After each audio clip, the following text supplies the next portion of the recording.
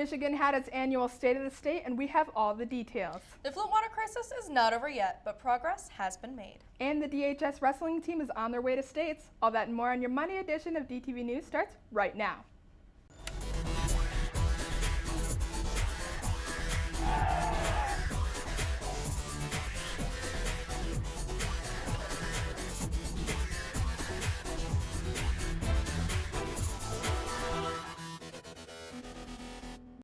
Governor Snyder gave a 7th annual State of the State address in which he discussed the progress and struggles Michigan has been through this past year. I'm Jillian Berger.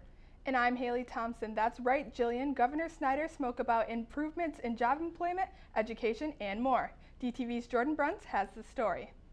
We should be really proud. We had an incredible year. It's remarkable what you can accomplish when we work together. Governor Rick Snyder's 7th State of the State address started off with a reflection on the great year Michigan has had. He touched on the growth of jobs and the dramatic drop in unemployment. In the last few years, since 2010, we've created almost 500,000 jobs, making us #1 in the Great Lakes region and #6 in the nation for private sector job growth. Over the last 6 years, we've had 38 counties cut their unemployment rate by more than half with a steady or increasing labor force. Governor Snyder then took the time to touch on the many improvements that took place this year regarding education. A great program we did this last year we should be really proud of was called C-STEP. It was about providing capital equipment to our community colleges to upgrade their career tech education programs. So if you're an auto technician looking to do auto repair, you didn't go on 10-year-old equipment. You're using the same equipment you're going to walk on the job and use. Roger Curtis, the Director of Talent and Economic Development, agreed with Snyder's point and the importance of career-based learning. Well, I mean, we've had some great success. He talked about C-STEP and the grant money that was there to get the equipment at the community colleges. I think we've seen how successful that can be, what a shift, a huge shift for an entire community, not just the community college, and those students that are going there, the impact it can have. So I think now we want to expand that, maybe look at K through 12. But it wasn't until 34 minutes into his speech that Governor Snyder finally spoke about the topic that dominated last year's address. Now I'd like to talk about Flint for a couple minutes. Make no mistake, this was a sad chapter in the history of our state. Last year, the people of Flint suffered an unacceptable crisis. I made a commitment to the people of Flint to fix it. We took immediate action, and in the following days and months, we've worked tirelessly to make Flint's water safe to drink again and improve the entire city of Flint. We're making progress, but our work is not done yet. One of the last remarks made from Governor Snyder was a request for the next 3 years. Our goal should be to reach 10 million people again. We were there once. We're at 9,928,000. We need 71,000 more people, and let's get them over the next 3 years. Let's put them to work in Michigan. Jordan Bruns, DTV News. Thanks, Jordan. If you would like to watch the full speech, you can head on over to our website, dtvnews.org. The investigation into the Flint water crisis leads to more charges. 4 more people involved with the crisis have had charges brought against them. Attorney Bill Schuette says he's determined to bring justice in Flint. Flint deserves better. And the people of Flint are not expendable. So to move on is unacceptable. People in positions of responsibility who broke the law must be held accountable. Former emergency managers Gerald Ambrose and Darnell Early and the city workers Daughtery Johnson and Howard Croft have all been charged with false and pretentious conspiracy that can result up to 20 years in prison. They are charged for developing a scheme to raise up to $85 million to build the KWA pipeline. Darnell Early was also charged with a misdemeanor of willful neglect by claiming that the water plant was ready to use. All too prevalent and very evident during the course of this investigation has been a fixation on finances and balance sheets. This fixation has cost lives. Those lives being the ones lost to Legionnaire's disease, in which Ambrose was charged with misconduct in office for obstructing the health department's investigation. The Flint Water investigation team plans to continue finding justice for Flint. So to the people of Flint, you're getting justice, and you will get more justice in the future. Overall, 14 people have been charged in the investigation. Last Wednesday, 7 of those defendants had hearings with Judge Manley to decide on key issues. The largest ruling was for both sides to have access to almost 250,000 emails and documents from the city of Flint. Judge Manley also ordered the Office of Inspector General and Office of Attorney General to release documents regarding an investigation of the crisis in which Governor Snyder put a halt to last year.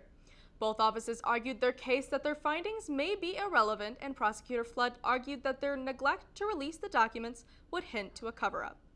Former state health official Corinne Miller has taken a plea deal and will be the first to be sentenced on March 13th. There has been more progress in Flint than just legal justice. In fact, the EPA, DEQ, and Flint Water experts got together to present a positive trend in water testing results. But after 1,000 days of a crisis, is Flint ready to trust their own water? I think we're in the range of other cities across the United States now, according to every parameter I've seen. The sound of a crinkling water bottle is nothing new to the people of Flint, every day using them to cook, clean, and even bathe with. But at the Flint Water Town Hall meeting, those bottles served as a symbol. The water crinkling was more so done when there was a lie going on and when we didn't agree with it because, and I'm pretty sure you heard a lot of crinkling, so that just shows there was a lot of lies. A town hall meeting with so much information it would last for 3 hours. This meeting meant to inform Flint citizens on the new results on the water and put their minds at ease with progress in Flint. But it was going to be hard for Flint to put trust in these data results that were being given by the agencies who helped create the crisis. Although the crowd spoke out against the results, Flint Mayor Karen Weaver was optimistic. There's a whole nother added layer of accountability because one of the things I said earlier is everybody's watching us. So I don't think people are going to be giving false, inaccurate information. The whole country is watching. And she urged Flint to use their feelings towards the crisis to move forward. And while we're angry and we're scared and we're anxious and we're confused and we sure don't trust, if we don't work through those things and move forward, then we're missing an opportunity, and we have an opportunity now. The data results were something to be optimistic about. They showed trends of lead, phosphate, and chlorine residual levels going down. There are also plans to replace all lead pipes in Flint, but for some residents, these improvements aren't showing at home. You haven't been to my house lately. My house is 530 parts per million after the state ripped all the pipes out of my house. I got kids that are sick. My teeth are falling out. My son's legs are hurting. And this is all you guys have to say, right? That's all you guys have to say. You guys have no solutions. Things like hair and teeth loss, hard time breathing in the shower, and rashes were keeping the citizens on edge. Flint water activist Melissa Mays says it's because they aren't testing the right things. There's more bacteria in our water. There's more pathogens in our water than just coliform, and they weren't testing for them. They haven't been. Flint is nowhere near fixed, with a plan that's expected to take 3 more years to finish and a funding that is only a drop in the bucket compared to Flint's needs. But Dr. Hannah Mona Atisha says it's a great start. From all the data that we heard from many different sources, it sounds like things are on the path to healing. We're not there yet, but things are getting better. I'm Haley Thompson, DTV News. Improvements are on the way, but they will take some time. The plans to finish the pipelines in Flint are expected to last until late 2019. The water plant will also need renovations, which is expected to take 3 more years, but that will only be if Flint can secure the funding they need. The predicted cost for the water plant is about $60 million. To stay up to date with all the plans in Flint, you can always check our website, dtvnews.org. Any 10th grade early college students who are signed up to take the study skills class on Wednesday mornings, there has been a schedule change, and your class will now begin on February 1st at 7:15.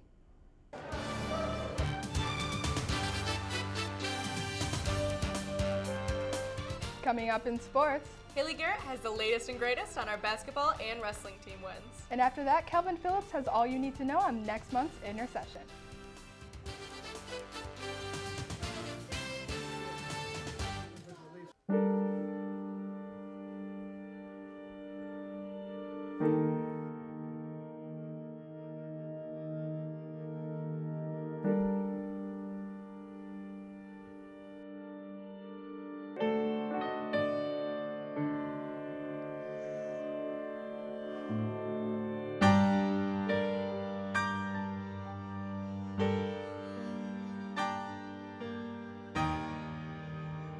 It wasn't his fault.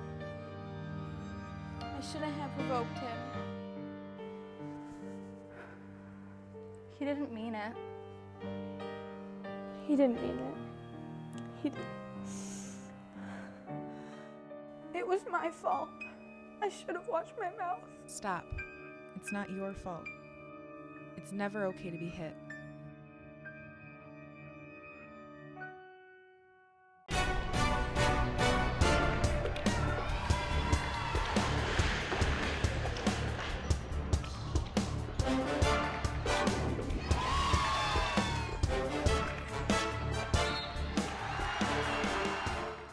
Our Cardinal wrestlers took on the #1 rated team in the state. I'm Haley Garrett. Davison went into the meet on January 19th against Detroit Catholic Central with 2 defending state champs, AJ Facundo and Brendan McCrill, both winning their matches for the night. The team came close but didn't quite pull a victory with a final score of 31-22.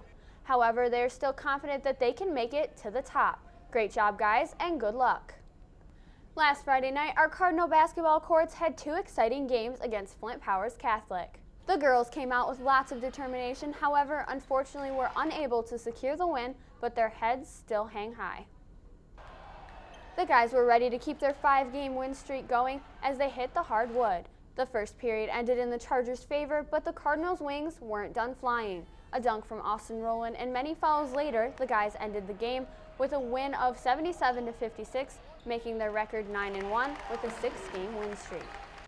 Speaking of basketball, the JV boys turned a 16-point loss into a 1-point win in overtime Wednesday night against Fenton. Mitchell Milenich sent the team into overtime with a 3-pointer. Bryce Lott scored 19 points in the game and had 11 rebounds. Great job, guys. Our Cardinal bowlers had some wins on Wednesday against the Midland Dow Chargers. The girls ended the night 29-1. The high scores for the meet were Olivia Stevenson 215, Taylor Davis 208, and Kaylee Johnson scoring 188. The guys won 28-2 with high scores from Jacob Spischak 208, Brandon Kriener 192, and Dylan MacArthur 184. Great job, everyone, and keep showing those teams what it means to be Davison made. Spring sports are just around the corner, and to kick them off, the baseball sign-up meeting will be in room 212 at 3 in the afternoon, Tuesday, January 24th. If you're interested, make sure to attend. Sign-up meetings may be starting, but the winter season isn't done yet. We have a busy week. Starting tomorrow, January 24th, our girls basketball team will be hitting the hardwood against Frankenmuth here at home court at 7. Then on Wednesday, the wrestlers will be traveling to Powers Catholic High to go up against Bay City Central, Midland Dow, and Powers at 6. At 7, our Ice Cards will be hitting the puck at ICE Arena against Mount Pleasant. Thursday, our boys swim team will be at Kersley to compete against the Chargers. To finish off the week, Friday, both of our basketball teams will be hitting the hardwood against Flint Northwestern at 7. Boys will be here at home while the girls travel to Wildcat territory. Our hockey cards will be participating in the MPHSHS Showcase at Chelsea Arena on both Friday and Saturday. And last but not least, our competitive cheer girls will be traveling to Grand Blanc.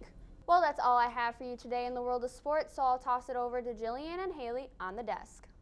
Thanks, Haley. DHS has a big change in our school calendar, and Calvin Phillips has all the updates on the last intersession. Calvin? Hey guys, so since this is the first year that DHS has switched to the balanced calendar, the intersessions are a big new part of the school year. The first intersession was back in October, and they had classes such as hunter safety and CPR and first aid. As well, there was some SAT prep and algebra support classes. Registration was a little low, just under 100 students, but the school is hoping to get more to sign up in the near future. So with the second intersession of the year coming up, they will have SAT and algebra courses, but also a trip to Mount Holly for winter sports and some career track classes, including science and engineering, creative arts, and health sciences. The second intersession will be going from February 20th to the 23rd, and the deadline for registration is January 27th. And if you have any questions about it, then you can go to the Davison Schools website. Now back to Haley and Jill on the desk. Thanks, Calvin. For all of those future teachers out there, Han has an amazing opportunity for you. They need DHS students to help people that are struggling in their current classes. Not only do you get experience in teaching, but you also get to receive community service hours. Speaking of testing the waters out before deciding your career, Hurley needs volunteers to work at the Hurley Medical Center. You must be 15 years old, have a GPA of 2.8 or higher, and have good attendance. Volunteers will need to complete 4-hour shifts on the same day every week for 3 months. This is a good way to grab some extra hours and find out what it's like to work in a medical center. If you like working with camera equipment, then you should volunteer at St. John's Catholic Church. They are looking for people to operate camera equipment during some of their special masses. You don't need any experience, but it is a plus. Please contact Ken Ducap for all of the details. Davison decided to start off their second semester by saving lives. Today was the Red Cross blood drive in DHS. Students gave 49 pints, which saves around 147 lives. This is just one of the 4 times a year that the students of DHS come together to donate blood for a good cause. Are you a senior that feels as if you're missing out on some important class information? Well, then have no fear. The class of 2017 Remind 101 is here. It has everything from class information to scholarship opportunities, as well as visiting colleges and military branches. Just text the number on screen to 81010 to be a part of the group. Getting into the college of your dreams is amazing until you see how much it costs. Thankfully, there are many amazing scholarships available for you to apply for. Many deadlines are coming up, so here are a few. The Ryan Fisher Legacy Scholarship is due on January 29th, followed by the Greater Flint African American Sports Hall of Fame Scholarship and the America's Farmers Scholarship due February 1st. Next, the 2017 Circle Michigan Scholarship is due on February 15th. Finally, the Lem Tucker Scholarship is due on February 17th. These scholarships and many more are located in the guidance office, so be sure to stop by and fill them out before their deadlines.